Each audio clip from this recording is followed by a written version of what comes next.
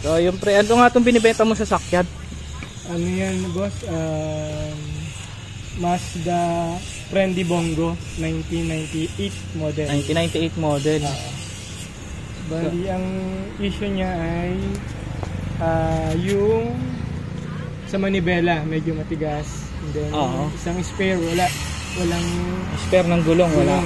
Ayun na lang. Then, tapos ano naman siya, pwede na siya gamitin na. Ready to use. Bali, ano lang, hindi siya naka-register ngayong taon. Ngayong taon hindi naka-register. Hindi siya naka-register. Tapos, okay naman lahat. Parang ngayon lang isa sa akin. Saka yung manibela. Sa pintura, konting ano lang na. Ay, pintura medyo. Tsaka talagang kulang lang sa linis.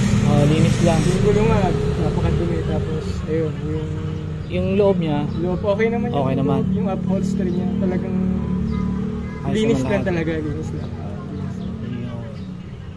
So, ayun ang pinaka-issue. Hindi lang nakarehistro ng this year. Tapos, pero lahat, okay naman. Gana naman lahat. Okay naman. Wiper, headlight. Yun, yung ngayon tol. Yung pinaka sa may kaliwa, kanan. Na basag. Headlight. Yung headlight. Yan, may basag na. Ayan. Yun lang talaga. Ay, isa ano pala to, sa likod nung meron ding basag pala, yung ilaw. Yung ilaw. Sa may likod, sa may kaliwa. Basag yung pinaka ilaw. Pero overall, okay naman lahat. Okay naman, Magana, maandar. pwede na gamitin. Isang taon lang, ngayong taon lang siya. Ngayon taon siya expired. So, yun. Bali, dadagdag ko lang yung ano niya, transmission niya manual, tapos diesel siya, kaya medyo maganda yung ano niya, yung takbo niya. Ano nga ulit yung company na ano? Mazda. Model niya Bongo 1998. 1998, sorry, 1998. Bongo. Okay. Mazda. Bali, binibenta ko siya ng 145K. Pwede naman. Pwede nyo namang tawaran. Lalo na nakasubscribe kayo dito sa channel na to, yung sa Tulak TV. Negotiable yan. Hanggat 130 o 120 yan. Yan.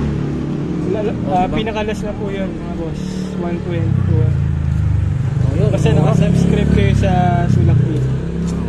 Alright, ayos.